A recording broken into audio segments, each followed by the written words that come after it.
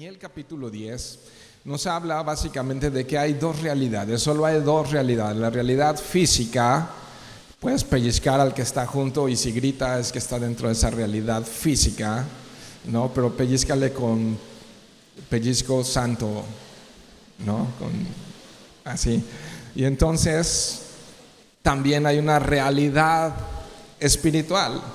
Y aunque el mundo nos quiera meternos a vivir en una realidad virtual, ¿cuántos han oído hablar de la realidad virtual?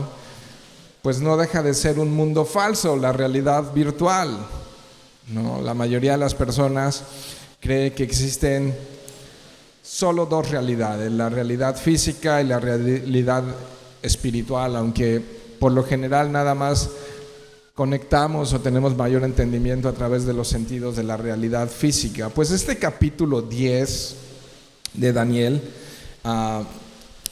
nos muestra cómo el profeta percibe esa realidad espiritual en la que nos encontramos. Y déjame comenzar nada más para explicar algo muy breve y poder conectar juntos las próximas semanas. Capítulo 10, 11 y 12 es un paquete, es una unidad literaria, lo podríamos ver así. Entonces capítulo 10 solamente es una introducción a una parte que tiene sin duda alguna un género literario apocalíptico, ¿no? En la que se relatan sin duda alguna acontecimientos históricos que están combinados con acciones de seres celestiales y que vemos allí el esfuerzo humano y la conexión con esos seres angelicales que combina una realidad física con una realidad espiritual. Así que este capítulo 10 que vamos a ver esta mañana es una introducción, nos presenta las circunstancias de lo que ocurre en el capítulo 11 y 12. Entonces no te pierdas las siguientes 2 semanas porque es toda una unidad literaria, ¿no? Pero vamos a encontrar en este capítulo 10 detalles impresionantes de la visión espiritual que tuvo el profeta Daniel, ¿no? Y para los que leen mucho, van a estar, cuando estemos viendo este capítulo 10, van a estar relacionando, quizás se van a estar acordando de algunas similitudes muy importantes con las visiones que tuvo Ezequiel. Así es que vamos al verso 1. Vamos al verso 1 y dice: en el año tercero de Ciro, rey de Persia, fue revelada palabra a Daniel, llamado Beltsasar, y la palabra era verdadera y el conflicto grande, pero él comprendió la palabra y tuvo inteligencia en la visión. Entonces lo que yo hice un poco de énfasis con mi voz fue en 3 palabras que se repitieron, que es palabra. Dice, le fue revelada palabra. Luego dice, y la palabra era verdadera. Y en tercer punto nos dice que comprendió la palabra. Así es que Daniel en este capítulo 10 comienza a mostrarnos cómo recibió una visión. Lo que dice ahí al final del verso 1, ¿verdad? Una visión. ¿Cuándo ocurre esto? Un par de años después de lo que revisamos en el capítulo 9. ¿Se acuerdan que estuvimos la semana pasada viendo la profecía de las 70 semanas? ¿Estuviste aquí? Si no, te animo a que estudies o escuches. Ya nos habló Charlie acerca de la aplicación, entonces puedes ver ahí la profecía de las 70 semanas. Pero es necesario recordar ese entorno porque ¿cómo estaba Daniel antes de recibir la profecía de las 70 semanas? Estaba clamando a Dios, estaba orando a Dios y buscando su voluntad y realmente pidió perdón por sus pecados y por los pecados del pueblo.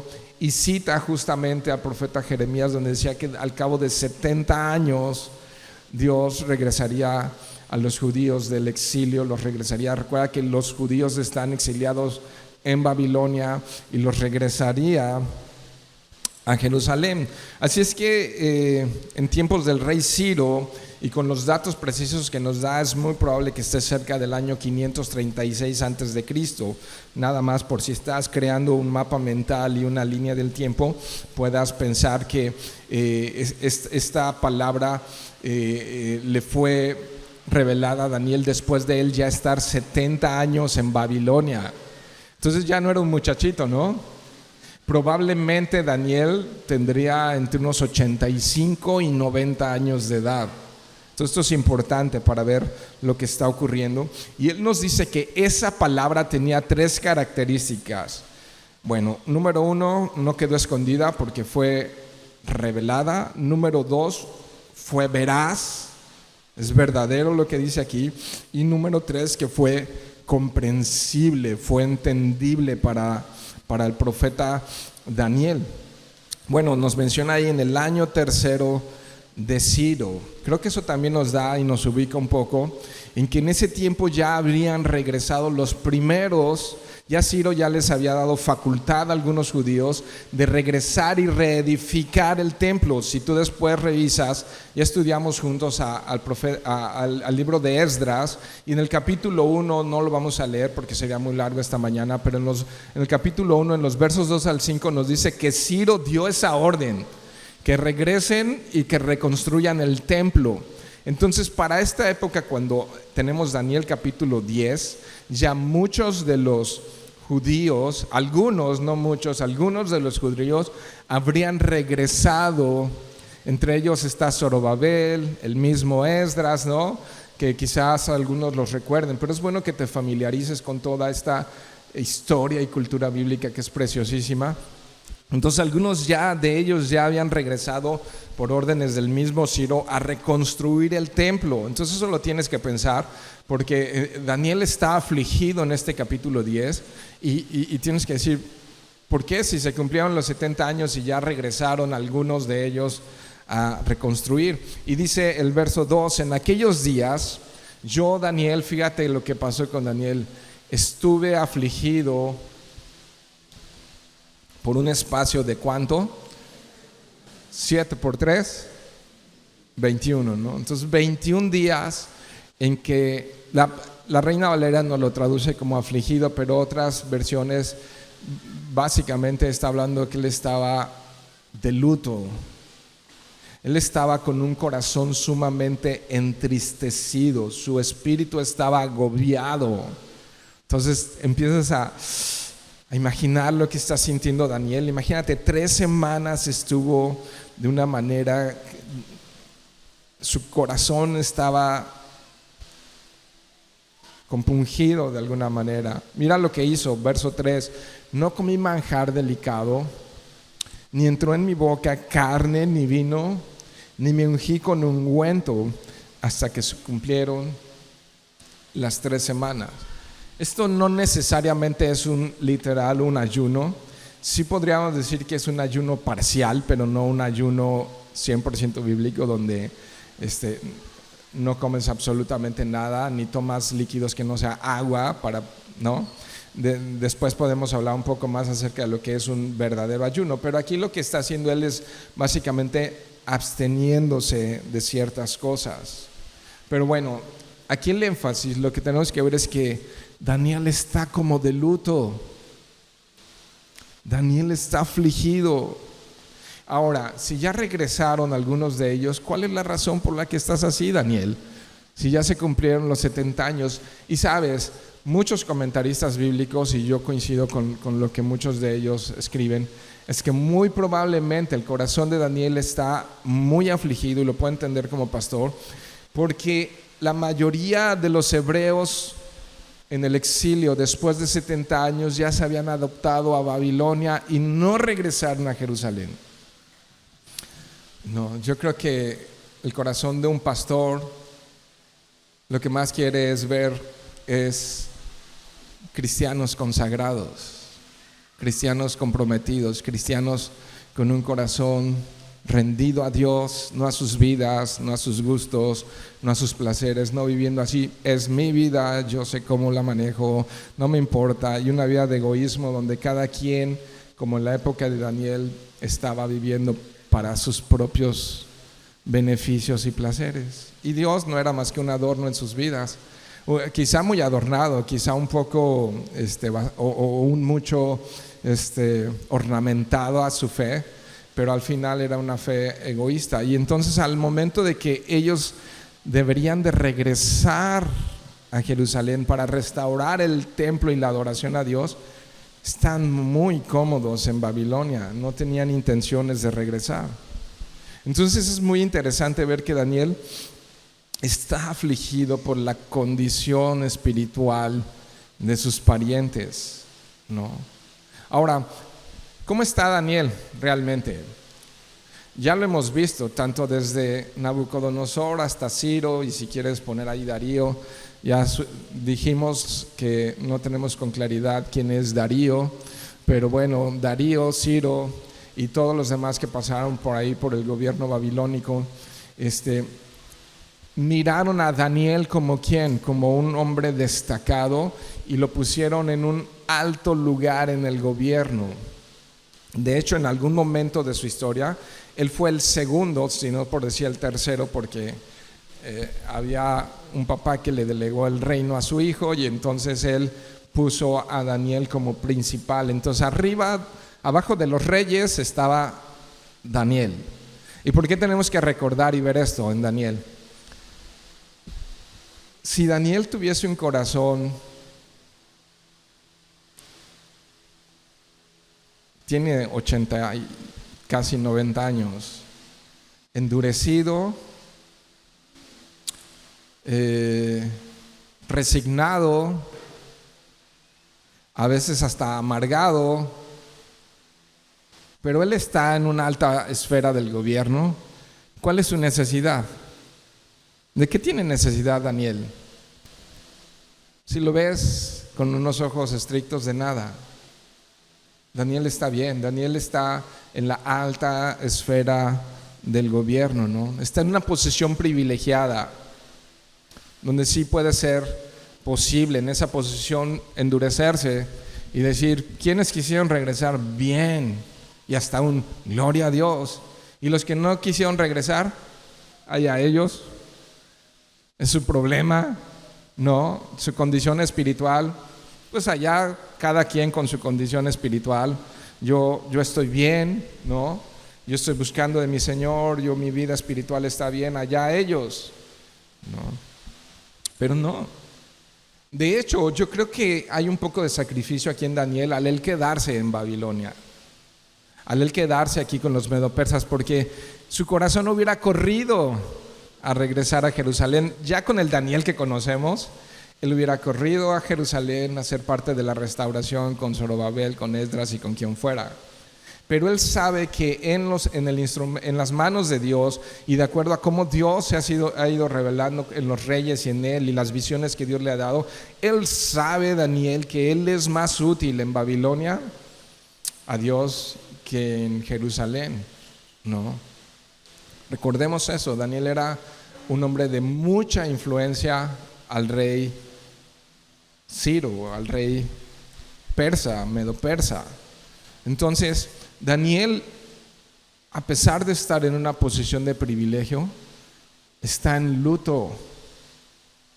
Daniel está en una especie de ayuno de 21 días o algún ayuno parcial, ¿no? ¿Y qué está haciendo Daniel? ¿Por qué ayuna? Básicamente por esto, porque está buscando el rostro de Dios. Entonces, se abstuvo de las cosas que podrían distraerle de lo que para él era verdaderamente importante. Daniel en esas 3 semanas se dispuso con todo su ser a buscar el rostro de Dios. Y yo diría, a buscar tenazmente el rostro de Dios. Sus oraciones no eran 1, 2, 3 por mí, por todos mis compañeros. Dios, gracias por los alimentos, amén. ¿No? Porque ya las familias cristianas oramos por los alimentos, ¿no? De perdida. Pero no es lo que está ocurriendo. Y sabes, cuando él busca tenazmente, dice la Biblia que el que busca halla, y el que toca se le abre, ¿o no? Y Jesús aún pone una parábola un poco extraña de un juez malvado que insiste con una viuda, que una viuda está insistiendo al juez malvado, y al punto que el juez malvado atiendan el caso de la viuda porque ha sido muy insistente, y dice Jesús, no es el caso, pero así oren. de esa manera insistente, de esa manera abnegada, de esa manera tenaz, Daniel estaba buscando el rostro de Dios. Pero a mí me llamó la atención que dejó de comer carne, manjares delicados, vino, ¿no? Básicamente, mis queridos hermanos, Daniel estaba practicando abnegación. Abnegación. Escuchen esto, y si lo puedes llevar en tu corazón esta mañana, es parte del mensaje y de las aplicaciones de lo que podemos ver en Daniel y podemos imitar en Daniel, que cuando él está buscando tenazmente el rostro de Dios, Daniel está practicando abnegación. Es obvio que no estaba ayunando para bajar de peso, no estaba haciendo una dieta keto para verse mejor o para sentirse mejor.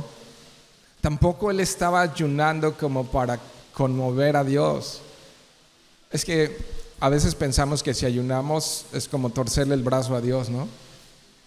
Como que comprometemos ya viste Dios cómo me afligí, y ya viste Dios cómo ayuné, y entonces como que queremos poner en deuda a Dios, como que Dios nos debe algo por estar ayunando. Obvio que no estaba queriendo conmover a Dios.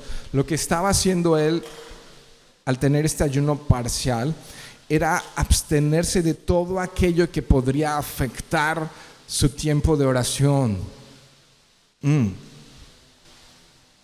¿Lo puedes ver? ¿Estás conmigo en esto? No. Daniel deseaba la presencia de Dios más que a nada y más que a nadie, más que los manjares delicados. Daniel deseaba más la presencia de Dios más que la carne y que el vino. Y todo lo que eso signifique en nuestro contexto, en nuestra cultura, en nuestro entorno. ¿Hay algo en particular de lo que podrías abstenerte para buscar a Dios sin estorbo? Para buscar a Dios sin estorbo. Y al estar buscando el rostro de Dios sin estorbo, puedas estar tan sensible a su voz que puedas escuchar latir su corazón. Y tan sensible a Él que podamos oír su voz susurrar en nuestros oídos y que Él nos pueda revelar su plan particular para cada uno de nosotros, ¿no? Y a veces así, ¿estás allí, Dios? ¿Eres real? ¿Ya te fuiste? ¿Te acuerdas de mí? No, pero a veces estamos tan distraídos, ¿no? Y si usamos un lenguaje un poco computacional, a lo mejor nuestra memoria, nuestro buffer, está tan saturada. Yo me acuerdo, los que son ochenteros, a lo mejor se acuerdan. O sea, yo soy setentero, pero los que ya usaban computadora en los 80s, 90s, quizás se acuerdan que mandaban a imprimir, ¿no?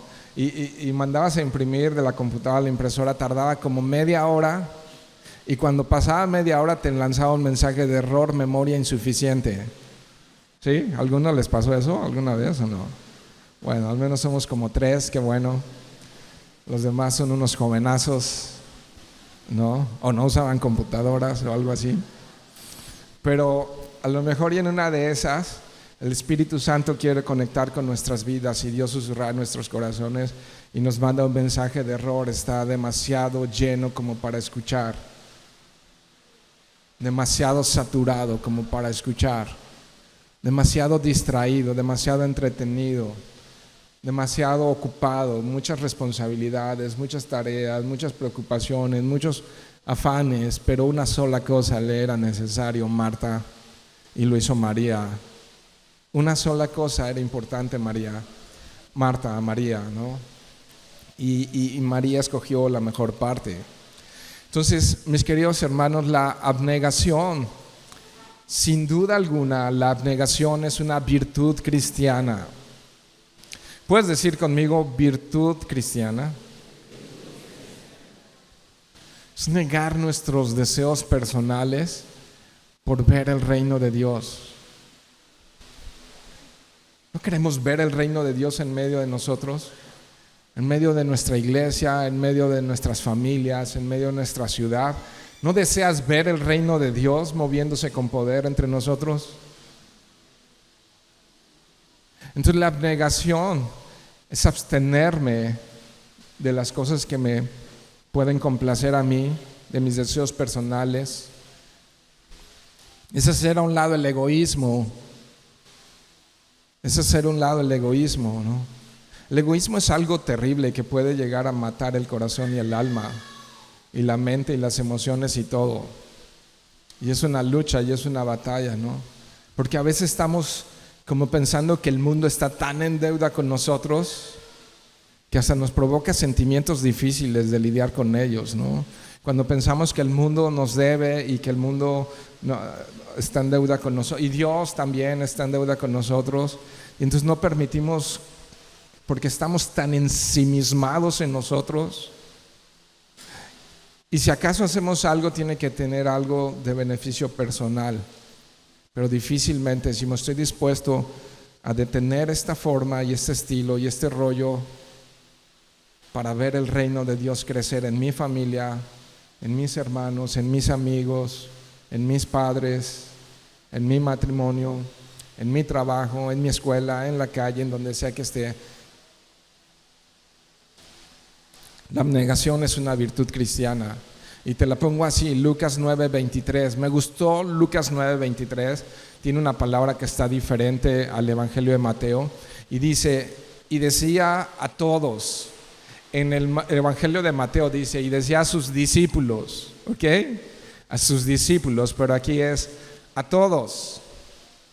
Si alguno quiere venir en pos de mí, ¿qué tiene que hacer?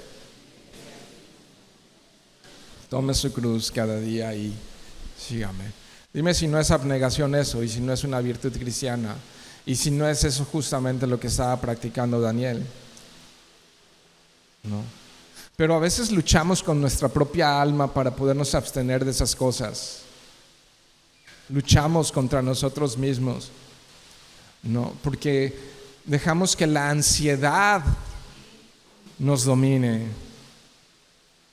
Y entonces, a veces en esa ansiedad empezamos a buscar algún tipo de consumo en nuestras vidas que pueda satisfacer nuestras almas. Y dices: bueno, ya el alcohol no, gracias a Dios.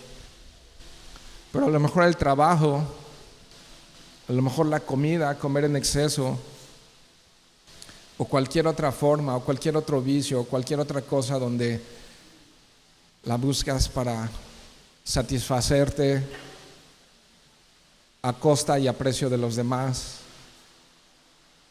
No. Dice Primera de Pedro, capítulo 5, verso 7, y espero que esto te anime. Dice: echando toda vuestra ansiedad sobre Él, porque Él tiene cuidado de ustedes. ¿Cómo estaba Daniel? Dime si no estaba afligido y en ansiedad, pero él no va y se llena de alcohol. Él no va y se prende un cigarro para calmar la ansiedad. Él no va y se come 2 pizzas y una botella de Coca-Cola para satisfacerse. No. Él no va y busca en el sexo ilícito satisfacer sus deseos pasionales y carnales. Él va y echa su ansiedad delante de Dios. 21 días buscando el rostro de Dios tenazmente. ¿Qué ocurre después de esos 21 días? Sigamos en Daniel 4. Y el día 24 del mes primero estaba yo a la orilla del gran río. Pues, ¿cómo se pronunciaría esa H? ¿Muda o Haidekel o Idekel? No, suena más como más, bueno, no lo sé, pero ahí luego lo buscamos. Eso está él a las afueras de un río, a las afueras de los ríos de las ciudades. Era afuera de las ciudades, pues afuera de las ciudades corrían los ríos, y era muy común encontrar, aún en lugares y en regiones, sobre todo después de la dispersión, encontrar en esos lugares sinagogas. Y básicamente lo que nos deja ver aquí, que él se fue a un lugar apartado de la ciudad. Entonces también nos indica que se abstuvo no solamente de alimentos, sino que buscó un lugar sin distracciones. Cuando Jesús enseña a sus discípulos a orar y todo, les dice: cerrada la puerta de tu aposento, donde estás solo tú y tu Padre, y lo que hablen allí solo tú y tu Padre lo saben, ¿no? Porque sí, podemos orar congregacionalmente, lo cual es bien importante y necesario. Podemos orar en familia, en matrimonio, lo cual es bien necesario y bien importante. Pero esto es diferente, eso es Dios y Daniel a solas. Es cerrada la puerta de tu aposento, ¿no? Y él está buscando realmente tener un retiro espiritual. No es algo que tienes que practicar toda tu vida, pero él realmente hace un retiro espiritual de 21 días. Verso 5: y alcé mis ojos y miré, fíjate, después de los 21 días, y he aquí un varón vestido de lino y ceñidos sus lomos de oro de Ufaz. Entonces, ese hombre tiene una vestidura de lino. El lino pues nos habla de sencillez por el tipo de la tela que se usaba en ese momento, pero además el lino era muy blanco y nos habla de pureza, de santidad. Pero además tiene un cinturón de oro muy refulgente que nos habla de majestuosidad y de autoridad. Pero el siguiente verso, el verso 6, afirma, toda la descripción del siguiente verso 6 afirma de que es un ser majestuoso y es un ser con autoridad. Su cuerpo era como de berilo, y su rostro parecía un relámpago, y sus ojos como antorchas de fuego, y sus brazos y sus pies como de color de bronce bruñido, y el sonido de sus palabras como el estruendo de una multitud, ¿no? Entonces tenía una voz así bien varonil, ¿no? Una voz bien potente. Más adelante vamos a ver algunos detalles que nos van a aclarar un poquito quién puede ser este personaje, pero lo que está describiendo en este mensajero celestial es pureza, es sencillez, pero es poder, majestuosidad, y es sin duda alguna autoridad, ¿no? Incluyendo su voz. Verso 7: y solo yo, Daniel, vi aquella visión y no la vieron los hombres que estaban conmigo. Ok, ¿no? Entonces, nada más Daniel. ¿Qué pasó con los otros? Sigamos leyendo. Sino que se apoderó de ellos un gran temor y huyeron y se escondieron. ¿Se dieron cuenta que había una actividad espiritual o no? ¿Y qué hicieron? Salieron corriendo, ¿no? Patitas, ¿para qué te quiero?, ¿no? Y entonces a correr. Se escondieron. Verso 8: quedé pues yo solo y vi esta gran visión, pero mira lo que le ocurre: y no quedó fuerza en mí, antes mi fuerza se cambió en desfallecimiento y no tuve vigor. Como que se desmaya y cae al piso. Pero oí el sonido de sus palabras, todavía estaba consciente, y al oír el sonido de sus palabras, importante, escucha la palabra, oye el sonido de sus palabras. Dice, en ese momento cuando escucha un mensaje, escucha una voz, escucha palabras, dice: caí sobre mi rostro en profundo sueño, con mi rostro en tierra. Y entonces básicamente está, no me voy a agachar para hacerlo porque qué tal que ya no me levanto, pero está rostro en tierra, tirado en la tierra, con su rostro tirado en tierra, está totalmente postrado cuando aparece ese ser celestial. Entonces, una experiencia completamente sobrenatural, ¿no? Y sí, él estaba acompañado de personas, pero esas personas no vieron al ángel, no pudieron participar de ese momento especial, simplemente huyeron. Y solo Daniel, tienes que ver eso, que solo Daniel, que estaba buscando desde años atrás, 2 años antes, estaba pidiendo perdón, buscando a Dios, buscando respuesta en Dios. Viene la profecía de las 70 semanas, pasan 2 años y él empieza a hacer este ayuno después de que ya han regresado algunos de ellos, y ve una gran visión, la gran visión que se va a escribir en los capítulos 11 y 12. Pero lo que quiero que veamos aquí juntos es que el mundo espiritual es tan real como el físico, ¿no? Muchas cosas, mis queridos hermanos, están ocurriendo más allá de lo físico, más allá de lo que vemos y entendemos. Muchas cosas están ocurriendo sin que nos demos cuenta, sin que lo percibamos, como los amigos de Daniel. Y entonces Daniel, al exponerse a esa realidad en particular, a esa realidad espiritual, Daniel queda débil y sin fuerzas, ¿no? Recuerda que no está en ayuno total, sino que realmente nada más se abstuvo de algunas cosas. Y entonces él queda totalmente desvanecido en el piso, pero consciente, alcanza a oír una voz allí. Y he aquí una mano me tocó, dice el verso 10, e hizo que me pusiese sobre mis rodillas y sobre las palmas de mis manos, ¿no? Y entonces ya se arrodilla y se recarga sobre sus manos. Ya empieza a tener, porque estaba totalmente acostado con el rostro hacia el piso, pero todavía consciente. Y me dijo: Daniel, ¿qué le dice? Varón muy amado. Esto saltó a mis ojos y dije: wow. Y le dice: está atento a las palabras que te hablaré. Entonces, ahora tienes que poner atención a la palabra y ponte en pie. O sea, estaba así con sus rodillas y sus manos, pero dice: ponte en pie. Esto requiere algo de solemnidad. El mensaje que él iba a recibir requería completa atención y completo respeto a lo que se le iba a decir. Por ti he sido enviado ahora. O sea, por ti, Daniel, no tus oraciones, Daniel, han hecho esto, ¿no? Mientras hablaba esto conmigo, me puse en pie temblando, ¿no? Entonces todavía sus piernas están débiles, pero él inmediatamente obedece a las indicaciones que se le dieron. ¿Lo puedes ver? O sea, así en debilidad, pero él se pone de pie. No hay pretexto, no hay un lloriqueo, no hay no. A veces tenemos pretextos para todo con tal de no obedecer. Pero me llama la atención aquí como le dice: varón muy amado. Cuando él escucha esto, es que estos detalles los tienes que ver. Cuando él escucha esto, empieza a recobrar fuerzas. Estas palabras lo pusieron de pie, aún en debilidad.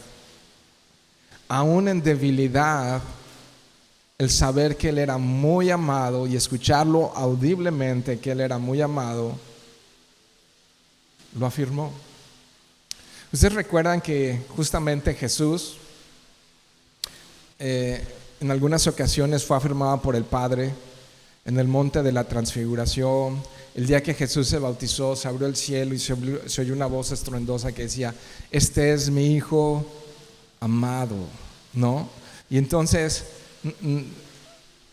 eso afirmó tremendamente a Jesús en la obra, en el ministerio. Lo que dio inicio al ministerio de Jesús fue su bautizo.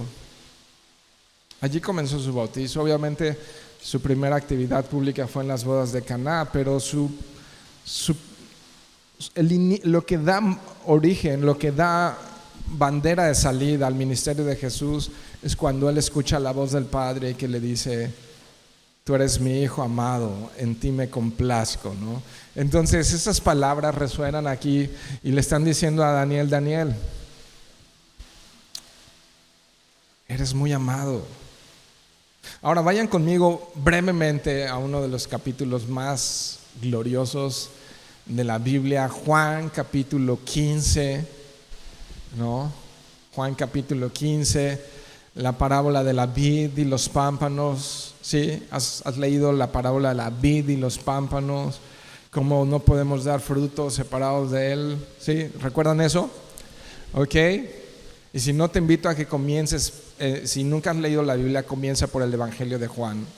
Y deleítate en cada porción, o sea, el Evangelio de Juan fue escrito para no judíos, así es que tiene un lenguaje más para gentiles, para griegos y para personas no tan familiarizadas con el lenguaje hebreo. Entonces puedes comenzar con el Evangelio de Juan, a deleitarte por allí.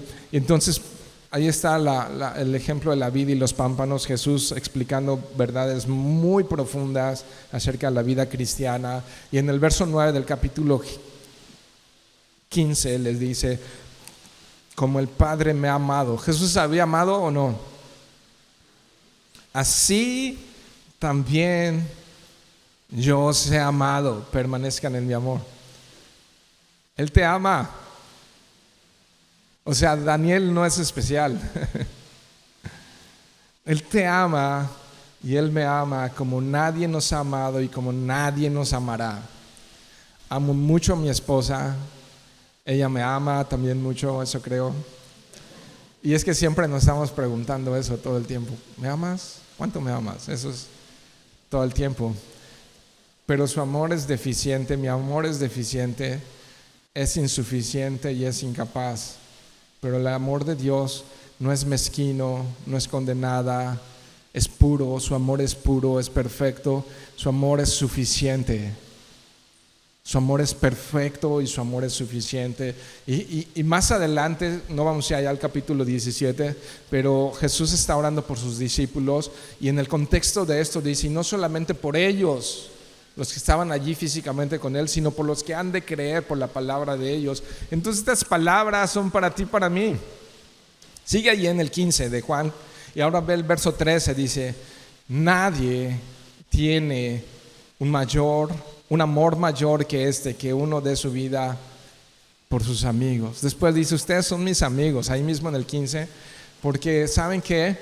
Porque ya no son como siervos que no saben lo que su Señor hace, sino que yo les he revelado las cosas que oí de mi Padre. Lo estudiamos la semana pasada, esa parte, donde Dios le está revelando algo especial a Daniel, porque es su amigo, ¿no? Y aquí va a continuar en los capítulos 11 y 12 revelándole algo especial a Daniel.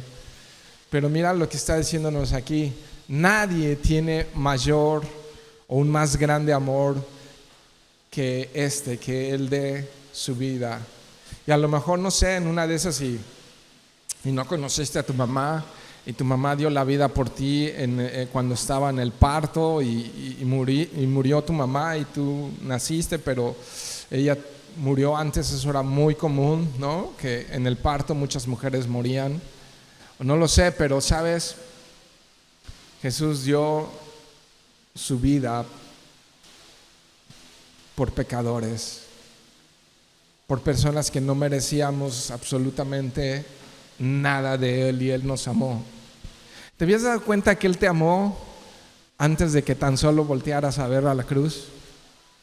Cuando aún estábamos en nuestros delitos y pecados, o sea, en la versión Yoshimesca todavía traíamos el lodo hasta arriba de las rodillas, apestoso y maloliente de haber entrado a las cañerías públicas.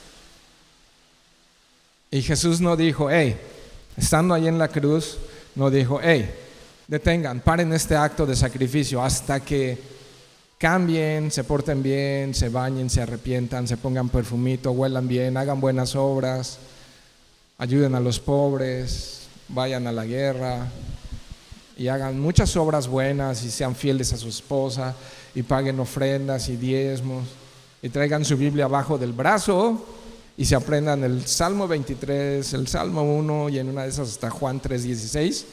Entonces, cuando ya se lo aprendan, cuando tomen navegantes y hagan nuevos creyentes, entonces yo voy a ir y voy a dar mi vida por ustedes en la cruz. ¿Dijo eso? Bueno, cuando ya se hayan bautizado.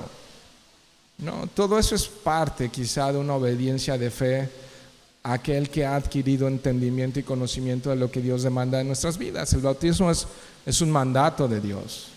Ofrendar es un mandato de Dios. Serle fiel a mi esposa es un mandato de Dios. Pero eso no me salva. Congregarme es un mandato de Dios. Pero eso no me salva. No por eso adquirimos perdón por pura gracia y por pura misericordia. Y entonces eso significa que Él derrama su amor sobre nuestros corazones. No lo merezco, no lo mereces, y Él te ama como nadie jamás te ha amado ni nadie jamás te amará. Llévate eso de aquí. Él te ama. No importa si fuiste rechazado de niño. No importa si fuiste un mal deportista toda tu vida y nadie te quería en ningún equipo. No importa. No importa lo que hayas vivido. Te ama tanto. Yo no logro entender todavía bien Juan 3:16. Que el Padre haya dado a su Hijo por amor a mí. O sea, eso es un amor sublime y espectacular. Y así está, recordándoselo a Daniel. Daniel, eres muy amado. Y continúa, verso 12. Entonces me dijo, Daniel, ¿qué más? No temas. ¿No? O sea, eso es Dios está en control. ¿No crees? Sea cual sea la circunstancia, no temas. Porque desde el primer día que dispusiste, fíjate, chécate esto, desde el primer día que dispusiste tu corazón a entender y a humillarte en la presencia de Dios, fueron oídas tus palabras. Y a causa de tus palabras yo he venido, a causa de tus oraciones yo he venido. Ok, entonces la oración en ese contexto, mis queridos hermanos, es sumamente importante. Voy a tratar de explicar con esas palabras. Dios es soberano, su voluntad se cumple sí o sí, a pesar de nosotros y a pesar de que creamos o no. Los planes de Dios para la eternidad se cumplen sí o sí. ¿Ok? Y eso es soberanía de Dios. Pero algo que yo no alcanzo a entender ni pretendo entender es que Dios le ha dado facultades y le ha dado libre albedrío al hombre y le ha dado también al hombre el poder de la oración. Así es que en un sentido, espero no confundirlos, la oración no cambia la voluntad de Dios, pero la oración sí activa la voluntad de Dios muchas veces acerca de los planes que Él tiene. La oración es el poder que Dios le ha dado a los creyentes. Y lo vemos una y otra vez. El común denominador de los hombres y de las mujeres que Dios usa es la oración. Revisa la historia de Nehemías, revisa la historia de Moisés, de Pedro, de Abraham, de Josué, de José, de quien quieras. El común denominador de Juan, el común denominador de Esther, el común denominador de quien quieras, de los hombres y mujeres que Dios usa, de Ruth y de quien quieras. El común denominador de las personas que Dios usa es la oración. El poder para tu familia está en la oración. El poder para tu matrimonio está en la oración. El poder para tus hijos está en la oración. El poder para esta congregación está en la oración. Y yo sé que pues salen a trabajar y todo, pero sí a veces agüita ver que la oración congregacional de los viernes en la mañana no es tan importante para algunos y tienes otras prioridades. Entiendo cuando tu trabajo y otras cosas no lo permiten, pero si te quedas dormido o te quedaste revisando tu Facebook y menospreciaste la oración, no sé a quién más, pero a mí me duele, aunque no sepa quién eres. Aunque no sepa quién eres, ¿no? Porque no vamos a ver el poder de Dios en medio de nosotros si no entendemos de oración. Y sí, puede ser que por un tiempo sople el viento a favor y veas bendición de Dios. Pero a veces Dios, la manera en la que nos lleva a la clase de oración para aprobar la materia de oración es a través del quebranto y del dolor. Porque nuestra autosuficiencia y autonomía e independencia dice, no necesito orar tanto, pero cuando realmente doblamos rodilla y corazón, es cuando estamos en angustia y en desesperación, ¿o no? Es una realidad humana, que cuando estamos realmente contra la pared, cuando estamos en estrecho, cuando estamos nuestra fe comprometida, ¿qué hacemos? ¿Clamamos a Dios o no? Lo puse en un sentido muy negativo.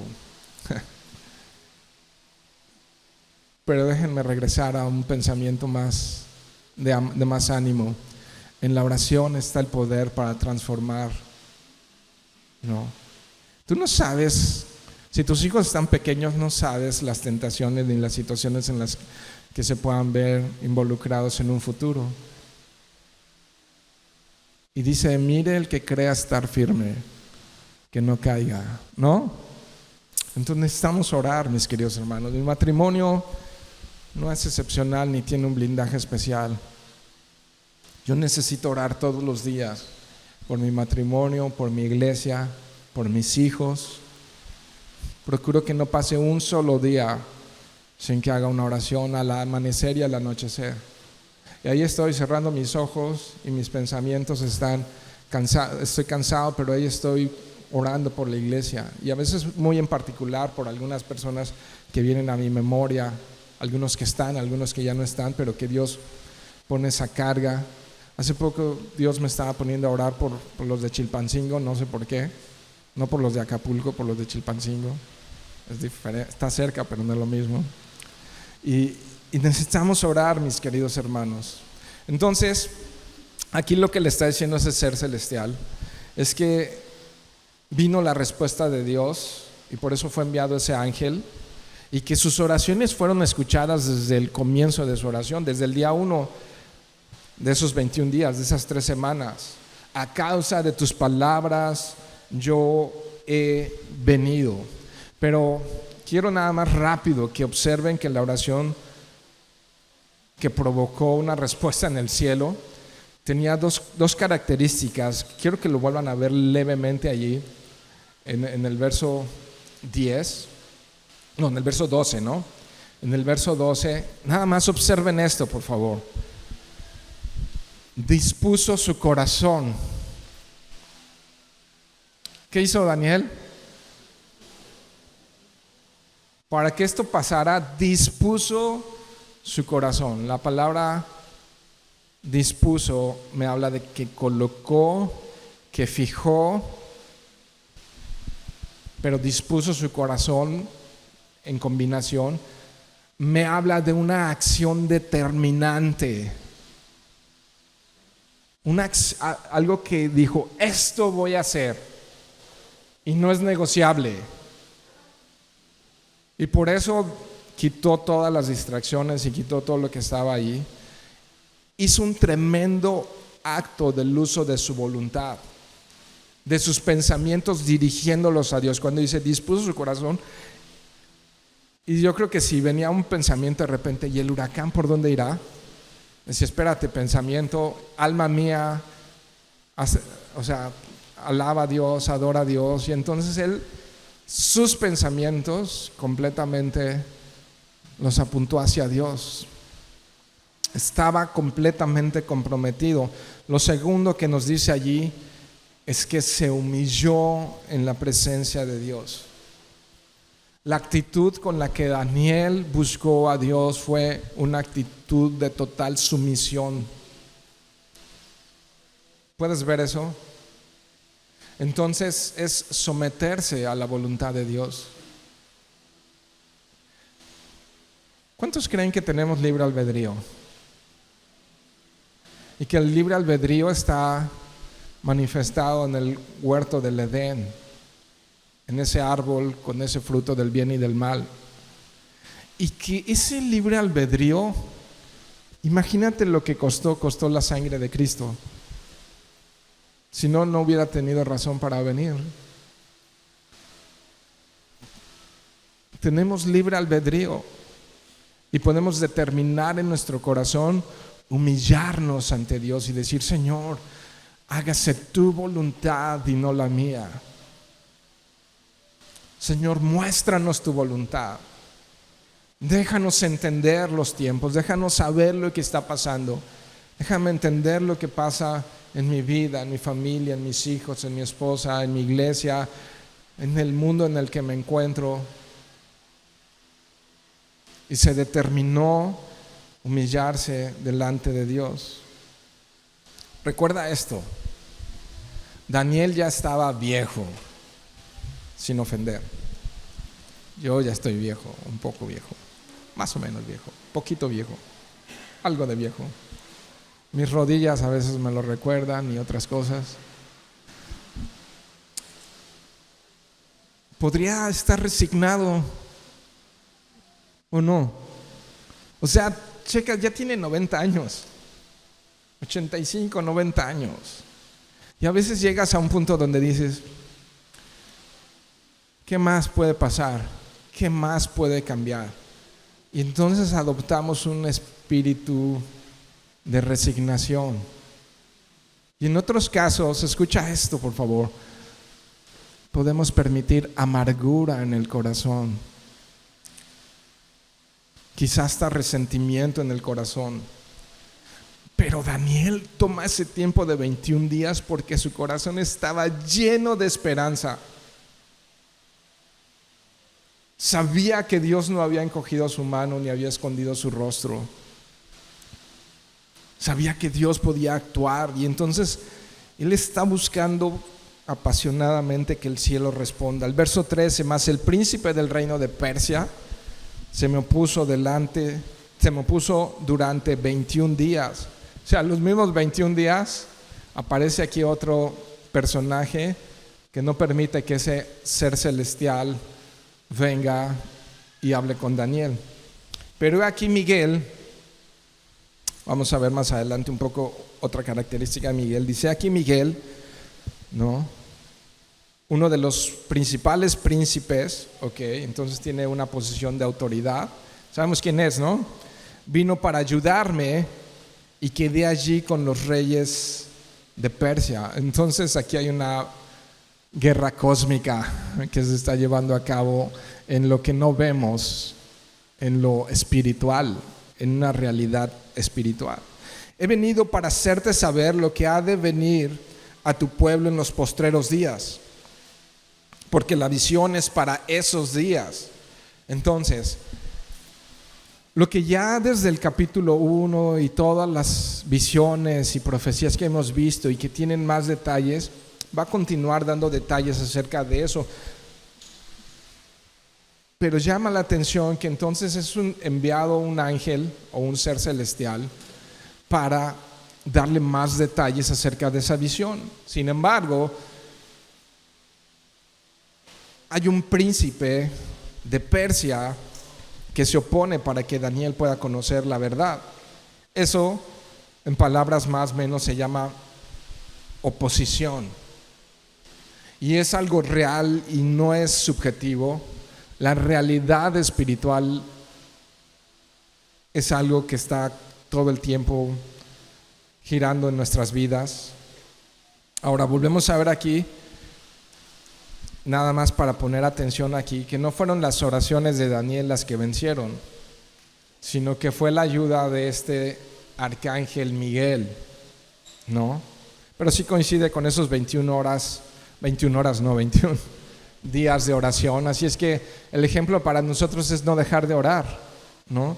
Es lo que nos dice Efesios cuando dice que nos pongamos toda la armadura de Dios, y dice que no dejemos de orar en Efesios capítulo 6. Entonces voy a leer un pasaje en un momento, pero lo que queremos ver aquí es que el príncipe del reino de Persia es un ente espiritual, ¿no? Que en cualquier lugar diferentes entes espirituales también luchan para que la verdad no sea anunciada a sus hijos. Jesús dijo que la verdad nos hace libres y la verdad trae esperanza, ¿no? Y obviamente es algo que nuestro enemigo espiritual no quiere que sepamos. Nuestro enemigo se opone constantemente al plan de Dios, pero la buena noticia es que Él nunca vencerá. nunca vencerá. Dice Efesios 6, verso 12, describiendo esto de lo que estoy hablando.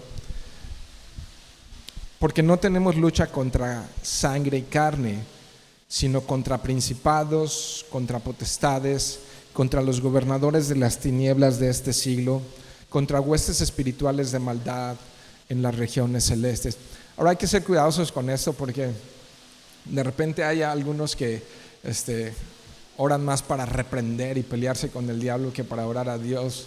Daniel no estaba orando así: reprendo al príncipe de Persia.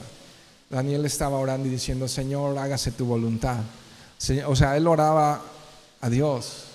El poder está en Dios, no en nosotros. Es importante. De hecho, si vas conmigo rápidamente a Romanos capítulo 8, ¿por qué digo que nunca vencerá? ¿Y por qué digo que la victoria está dada? Y creo que alguna vez de manera gráfica lo expresaba así. A mí me es muy útil, espero a ti te sea útil. Pero que estamos adentro de la cancha jugando, tratando de meter gol y de que no nos metan gol, pero el marcador final ya está. Y no es como el de algunas selecciones. No vamos a ser descalificados. Dice Romanos 8:37, dice: antes, en todas estas cosas, somos que más que vencedores por medio de aquel que nos amó. Ahí está su amor, ¿no? ¿Qué más dice? Por lo cual estoy seguro que ni la muerte, ni la vida, ni ángeles, obviamente ángeles caídos, ni principados, ni potestades. ¿Se fijan? El príncipe de Persia. Ni lo presente, ni lo porvenir, ni lo alto, ni lo profundo, ni ninguna otra cosa creada nos podrá separar ¿de qué? Del amor de Dios que es en Cristo Jesús, Señor nuestro. Ahí está el marcador final. Más que vencedores, ¿no? Ok, ¿se acuerdan cuál es la melodía de este libro? El cielo gobierna. ¿Gobierna el diablo? No, aunque se le ha dado poder por algún tiempo, ¿no? Y es conocido como el príncipe de este mundo. Es nada. Si tú lees Apocalipsis al final, y lo leímos también en Daniel, con un soplido va a acabar con Daniel, con Satanás y con sus huestes de maldad, con un simple soplido, ¿no?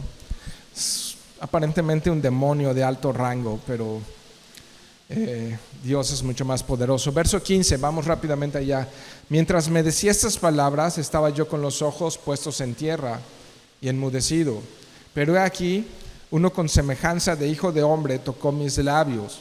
Entonces abrí mi boca y hablé y dije al que estaba delante de mí: Señor mío, con la visión me han sobrevenido dolores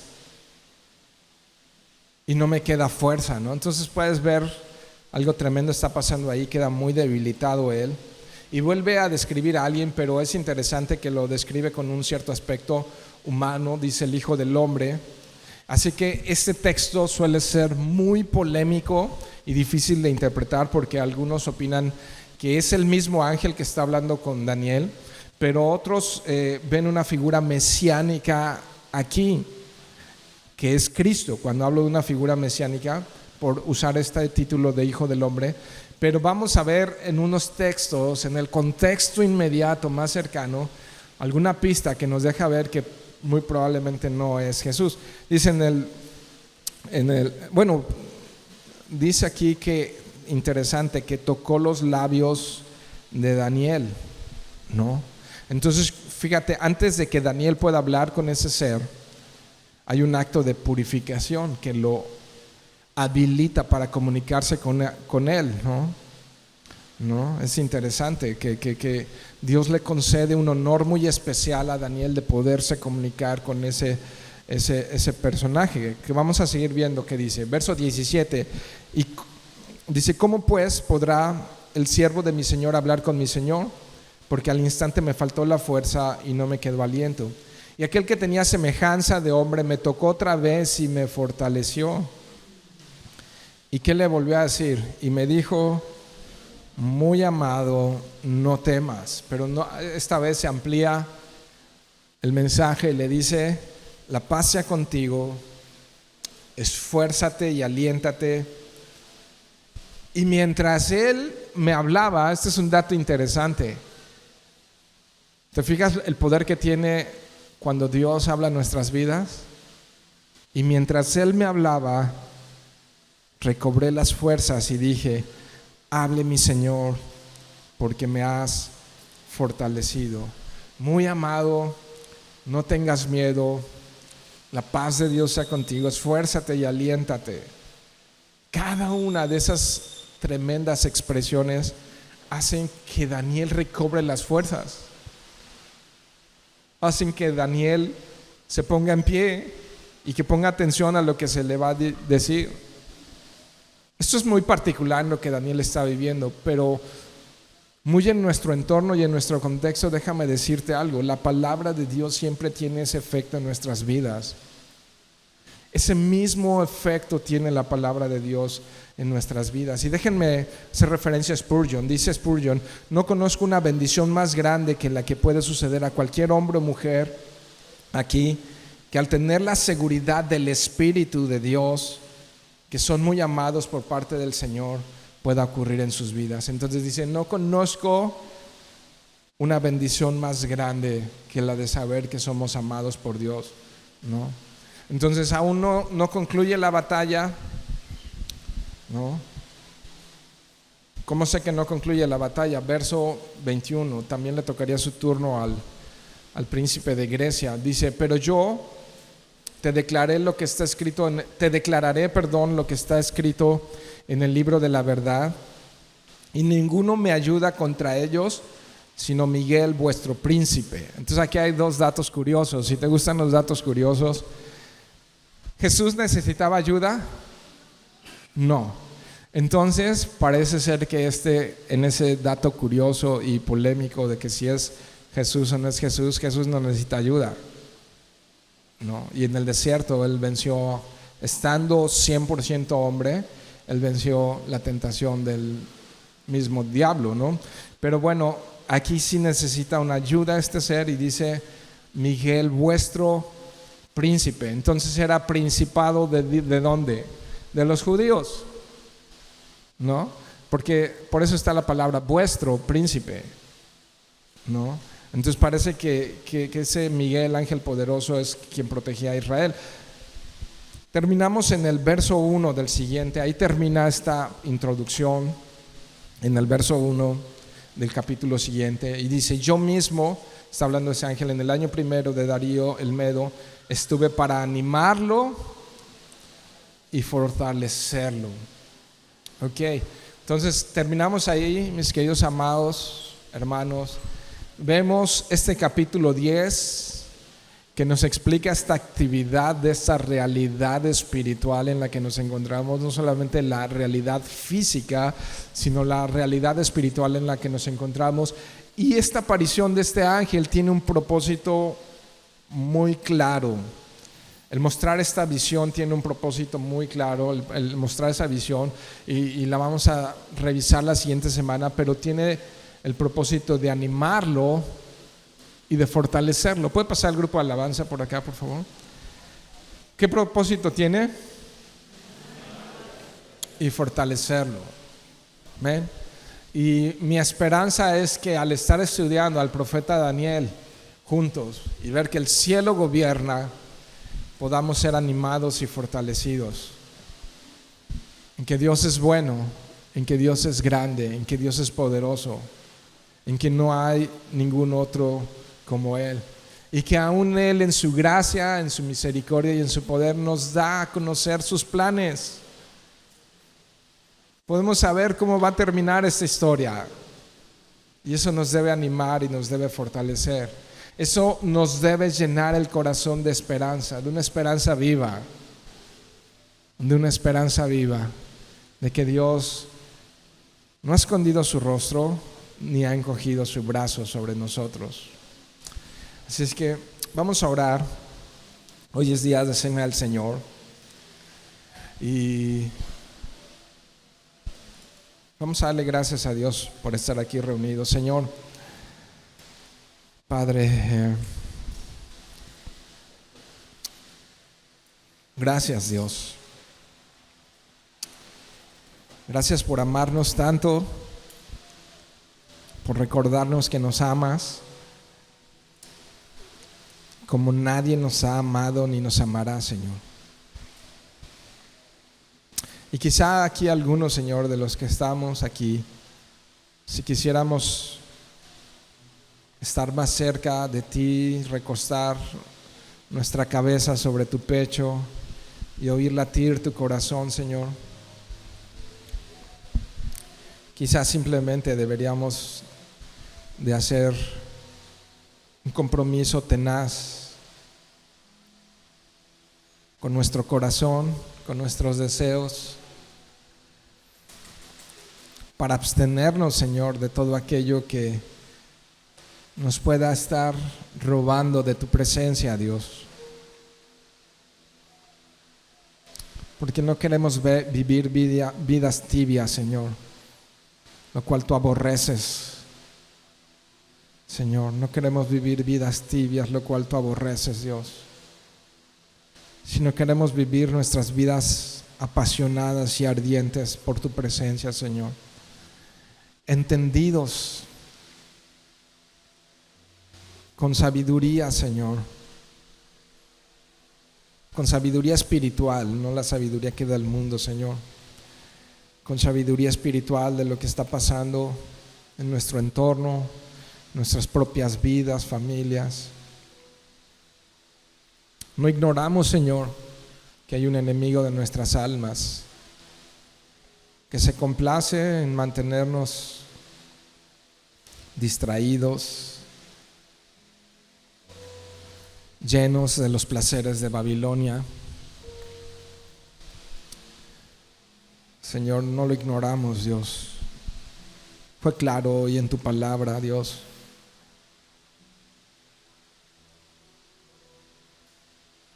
Pero tu espíritu, Señor, tu espíritu tiene el poder, Señor, para inclinar nuestros corazones hacia ti, Señor, para mover nuestra voluntad hacia ti, Señor, para mover nuestro deseo hacia ti, Señor.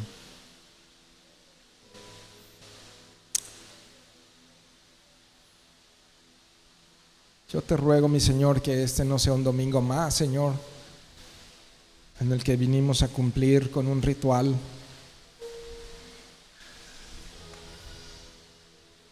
No permita, Señor, que nos volvamos ritualistas, Dios. Tú lo que deseas de nosotros es un corazón contrito y humillado, Señor. Tú lo que deseas, Señor, es un alma rendida a ti, Señor. Queremos ser más como María, Señor, que como Marta, Dios, y escoger la mejor parte, Dios. La mejor parte eres tú. La mejor parte eres tú, Señor. Así es que, mi Dios, he hecho lo que me pediste y aquí he dado tu mensaje a tu iglesia. Y ahora espero, Señor, con ansiedad de la buena, ver el efecto que pueda causar en la vida de mis hermanos, Señor. Que los puedas despertar de ese letargo en el que a veces nos encontramos. Los días son malos, Dios, y tu regreso es inminente. El día se acerca, Señor. Tu palabra es fiel y verdadera. Tú has dicho y tú harás. No eres hijo de hombre para que mientas, ni hijo de hombre para que te arrepientas, Señor. Señor, envía tu bendición sobre este cuerpo, sobre esta iglesia, Señor. Somos tuyos, somos ovejas de tu prado, Señor. Somos tus amados, Señor, por los cuales tú diste tu vida, Señor. Somos tu iglesia por quien tú regresas.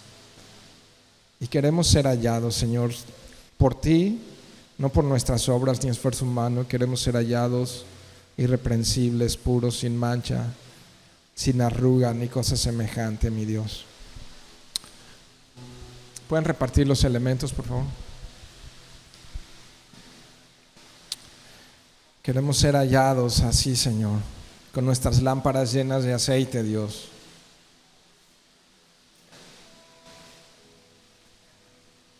Hablando, Señor, a los perdidos, con ese sentido de urgencia. Es real, todo esto es real, Dios. Con este sentido de urgencia, Dios. En lo privado y en lo público, Señor, queremos no parar, Señor, sino cantar alabanzas a tu nombre todos los días de nuestra vida, Señor. Haz que nuestros labios sean instrumentos de tu alabanza, Señor. Cierra nuestros labios para pecar, Señor. Cierra nuestros labios y nuestros ojos y nuestros oídos para pecar. Y usa nuestras vidas para contar y cantar de tus maravillas, Dios. Si ya tienes los elementos, ponte de pie conmigo, por favor, si ya te repartieron. Si no, espera un momentito en tu lugar y ahorita llegan. Entonces permite, Señor, que nuestros labios te adoren, Señor. Permite que nuestras acciones te exalten, Dios.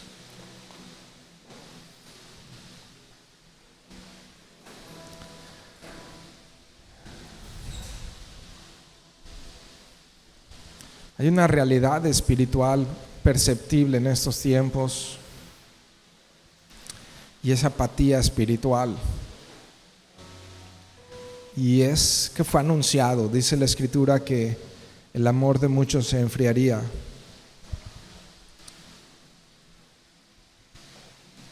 Y que no vendrá el día final sin que antes aparezca la apostasía.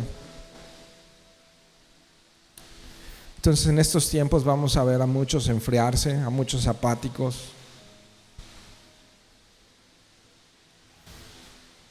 a muchos muy tibios, a otros fríos. Está escrito. Está escrito. Pero es sorprendente que hoy Dios nos sigue invitando a su mesa. Dios nos sigue invitando a su mesa. Y así podemos venir cojos, mancos, tuertos, heridos, lisiados espiritualmente, rangueando espiritualmente, sin creernos dignos y sin sentirnos apropiados para sentarnos a su mesa. Así estaba Mefiboset. Pero la gracia se manifestó y el rey invitó a sentarse a su mesa a Mefiboset. Y eso has hecho tú, Señor. Por pura gracia, Dios, nos invitas hoy a tu mesa, Dios. Nos hace sentar a tu mesa, Señor, para conmemorar, para recordar el sacrificio que hiciste por amor a nosotros en la cruz, que tu cuerpo fue traspasado y que tu sangre fue derramada, mi Dios. Entonces estamos agradecidos contigo, Señor. Y nos alegra como iglesia, como un solo cuerpo, hacer esto.